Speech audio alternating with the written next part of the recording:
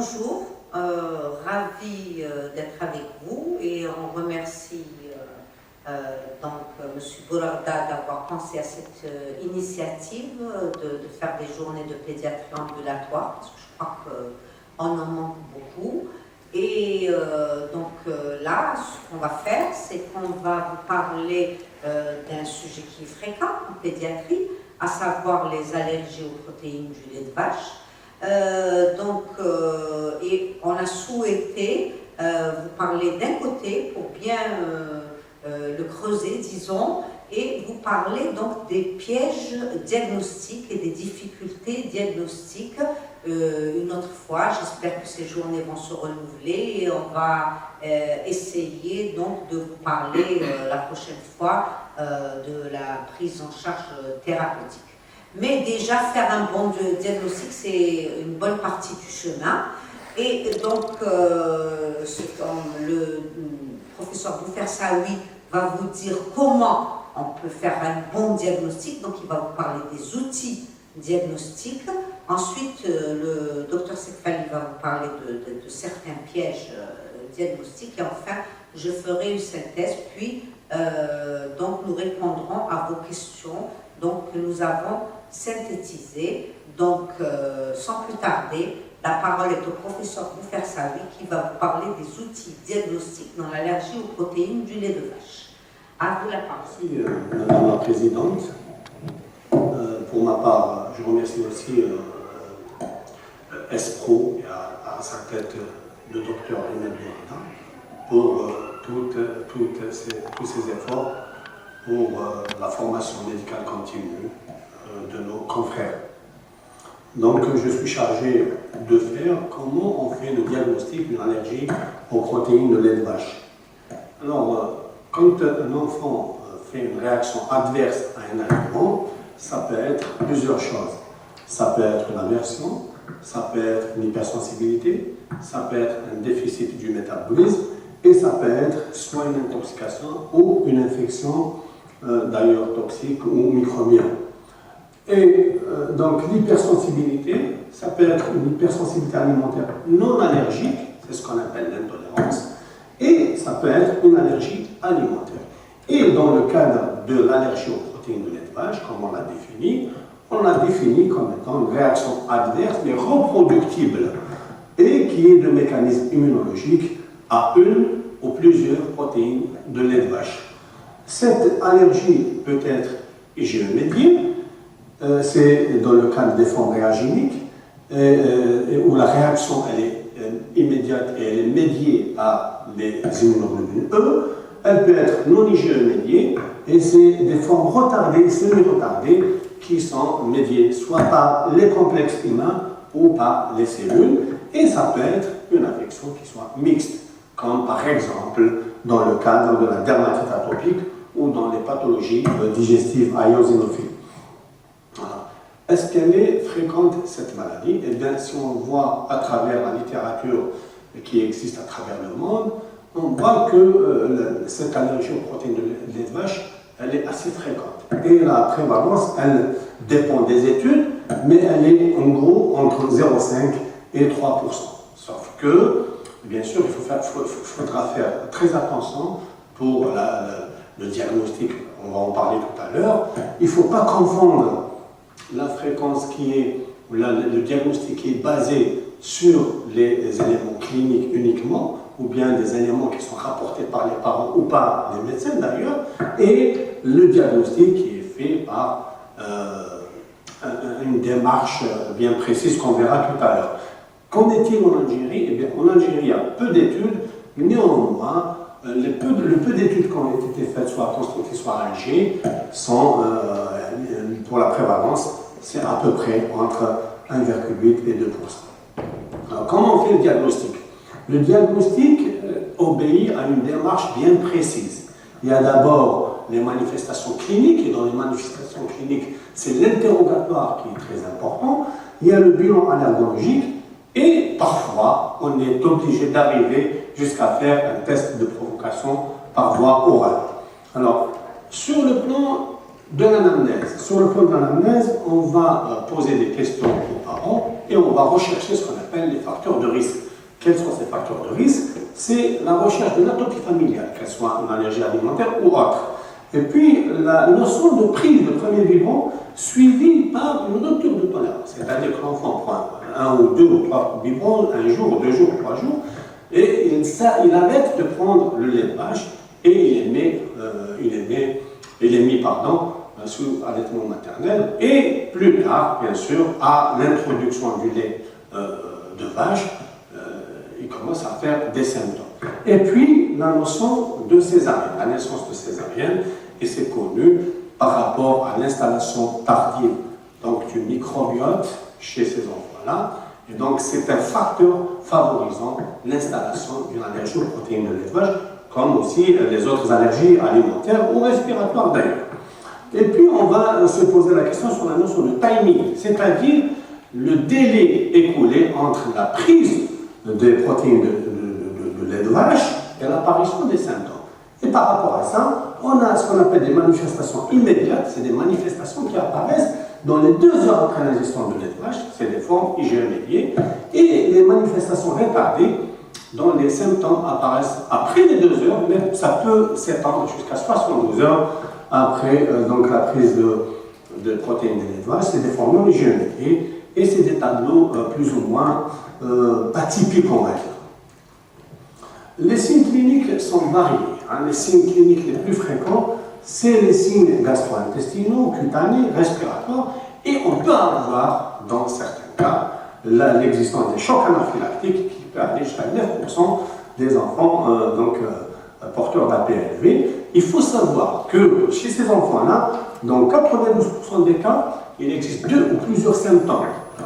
Et puis, dans 72% des cas, ces symptômes sont d'organes différents, au moins 2 organes. C'est-à-dire, on va avoir un signe cutané plus un signe digestif. Ça, c'est 2 organes, par exemple. Mais ce qu'on dit, c'est qu'aucun signe clinique n'est spécifique de la PLV. Donc, on ne peut pas faire le diagnostic. Dans la plupart des cas, on ne peut pas faire le diagnostic à la base des symptômes cliniques. Donc, on a besoin d'autre chose pour asseoir le diagnostic. Alors, les signes cliniques sont variés. Les signes, dans le cadre des formes IgE médiées, on a les signes cutanés, les signes digestifs, type de diarrhée, vomissement ou syndrome oral, des signes respiratoires, et on peut avoir un choc anaphylactique. Dans les formes non IgE médiées, on a le CEPA, on a les syndromes d'entérocolite ou de proctocolite, les coliques sévères, la constipation et le syndrome urinaire, qui est une forme d'hémocidrose pulmonaire qui est rare chez l'enfant. Et on a les formes mixtes. Les formes mixtes, c'est la dermatite atopique, c'est la pathologie eosinophile et c'est l'asthme. Alors, par rapport à ces symptômes cliniques, donc, il y a le DRACMA, ce qu'on appelle le DRACMA, c'est un groupe d'experts qui travaillent régulièrement sur l'allergie aux protéines de lait de vache. À partir de ces signes cliniques, ils ont dégagé 3 niveaux de présomption clinique. 3 niveaux de présomption clinique. Donc, et on a la probabilité, elle est dite forte, dans laquelle, dans 80% des cas, le diagnostic, on va dire, obéit au diagnostic de l'allergie aux protéines de lait de vache. Quand on a une urticaire aiguë ou un choc anaphylactique. La probabilité, elle est dite faible quand on a des manifestations digestives et cutanées peu évocatrices. Mais sinon, la probabilité, dans la plupart des cas, ces enfants-là qu'on suit se situent ici. Ils ont une probabilité moyenne dans lesquelles c'est uniquement dans 40% des cas qu'on évoque le diagnostic. Alors, on a des manifestations digestives immédiates et des réactions cutanées immédiates. Donc, après les manifestations cliniques, on est obligé de passer au bilan allergologique pour asseoir le diagnostic. Alors, le premier test allergologique qu'on fait, c'est les tests cutanés. C'est des tests qui sont faciles à faire, qui sont peu coûteux, qu'on fait au cabinet du médecin. Et puis le diagnostic, il est donné un quart d'heure après. Donc on a la rapidité du résultat. Alors on fait donc par le biais des prick tests, on les fait à tout âge, à partir de J15, on peut les faire, il n'y a pas de souci, et on utilise le lait frais. Alors, comment on fait la technique, comment on les fait? On dépose une goutte de lait sur la face antérieure des bras ou sur le dos. Et bien sûr, on utilise un contrôle, un témoin positif, on appelle ça. On met soit de l'histamine, soit le phosphate de codéine à 9%, et on met un témoin négatif. Le témoin négatif, c'est la solution diluant de l'allergène. Le remplacement ici, il est matérialisé par un triestylobine. Donc on met 1, par exemple, lait de vache, 2, témoins positifs, et 3, pour reconnaître ce qu'on a fait sur le bras de l'enfant. La goutte et la peau sont ponctionnées par une lancette qu'on voit ici. Et un quart d'heure après, on a le résultat. Alors, on s'attend à quoi un quart d'heure après? Au moins pour le témoin positif, il est en général positif. Donc, on s'attend à avoir ce qu'on appelle la triade de Lewis. La triade de Lewis qui est composée d'un œdème papilleux, entouré d'un œdème, et c'est une réaction qui est prurigineuse.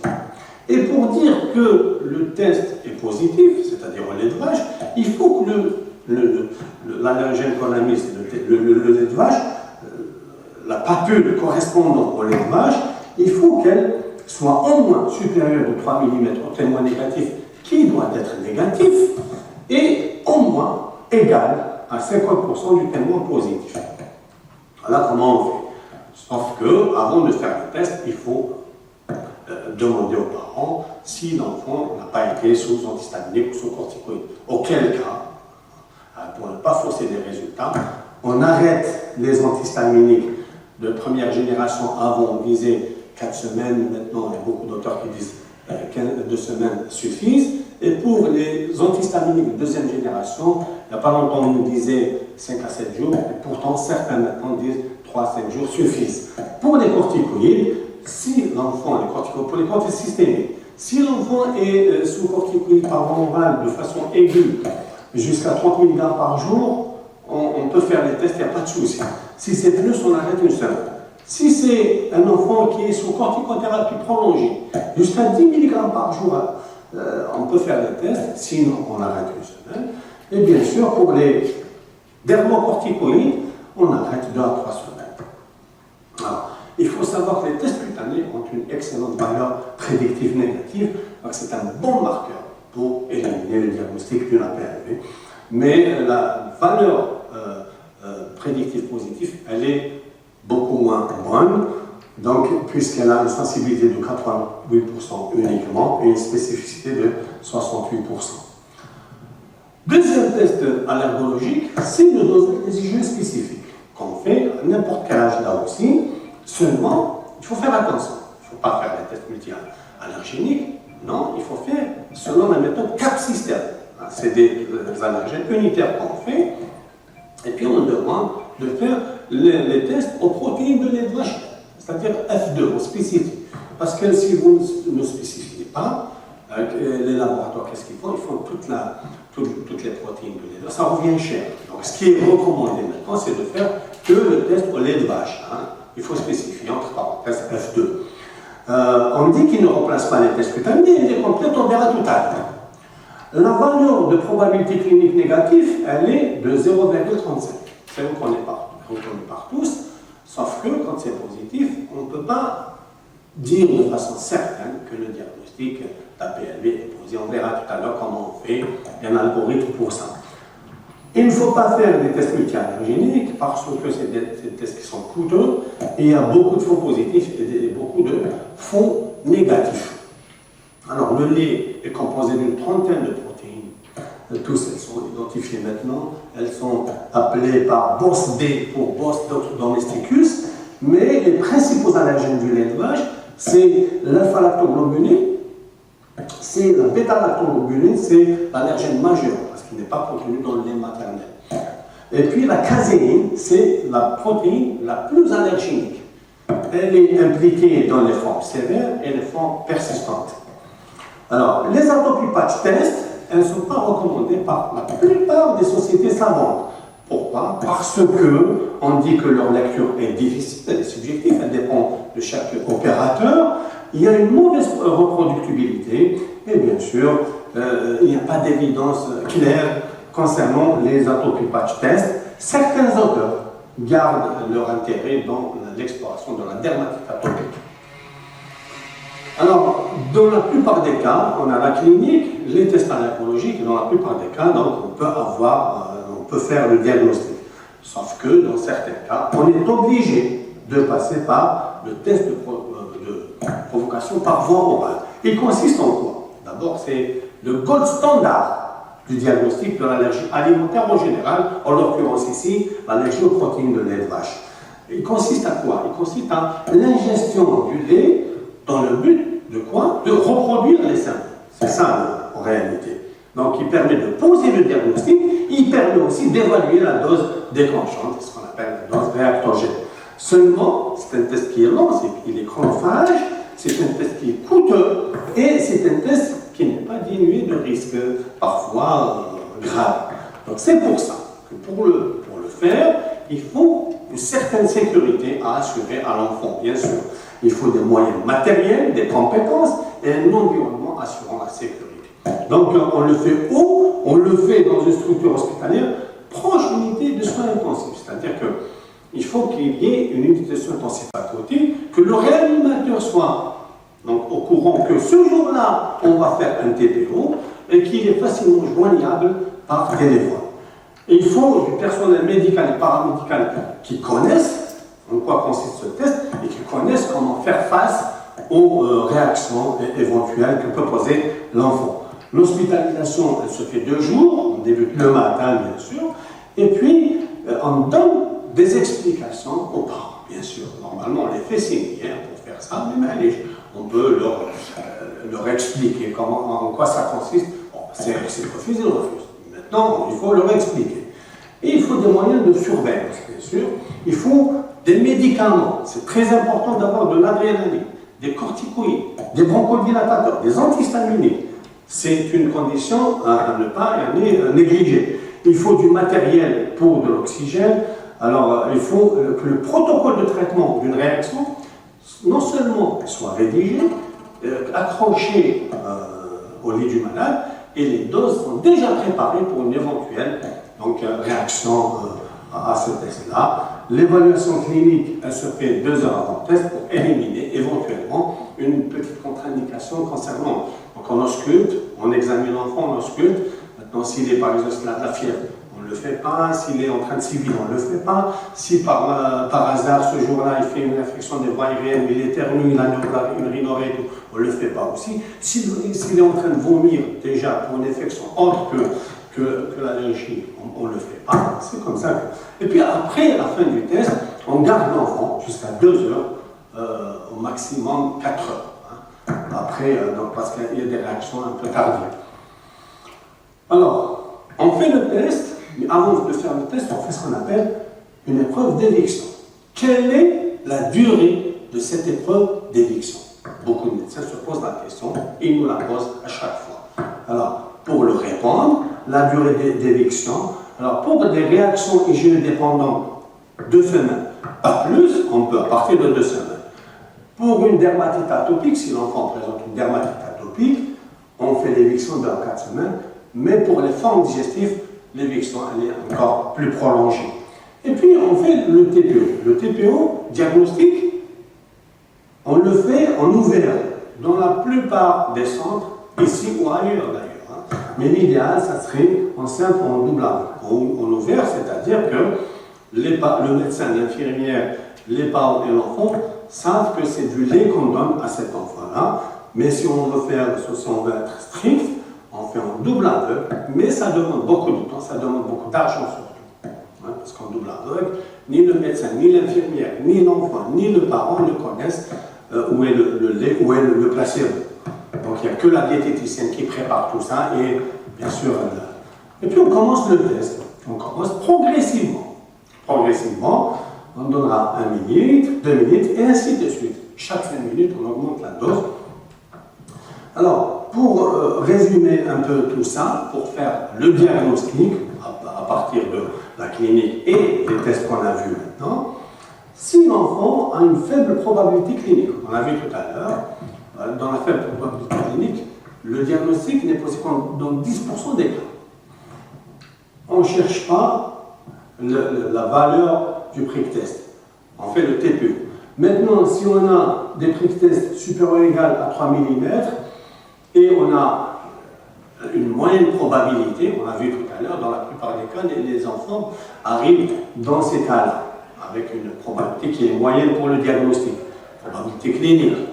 On fait, vous voyez, on a fait les tests, mais on va céder des IgE spécifiques. On va céder des IgE. Et si les IgE spécifiques sont égales ou supérieures à 0,35 unités par litre, on peut poser le diagnostic APL, sachant pertinemment qu'il y a 3% de faux positifs. Maintenant, s'il y a, dans certains cas, il y a des cas douteux, malgré ces résultats-là, et qu'on a les moyens de faire le TPO, on peut le faire. Quand on a une forte probabilité, et les IgE sont supérieurs ou égaux à 0,35, le diagnostic, il est fait. Il est fait, sachant pertinemment qu'il y a 1% de faux positifs dans ces cas. Là aussi, hein, si vraiment on est à l'aise pour faire le TPO, on le fait. Mais sinon, on peut s'arrêter là, à la clinique et au bilan allergologique. Quand les prick tests sont négatifs, moins de 3 mm, s'il y a une faible probabilité et si les IgE spécifiques sont moins de 0,35, on élimine le diagnostic d'APLV en sachant qu'il peut exister 2% de faux négatifs. Maintenant, si on a des prick tests inférieurs à 3 mm et qu'on est dans les cas où la probabilité elle est forte ou moyenne, on est obligé de passer par le TPO sans prendre en considération le taux des IgE. Et je vous remercie.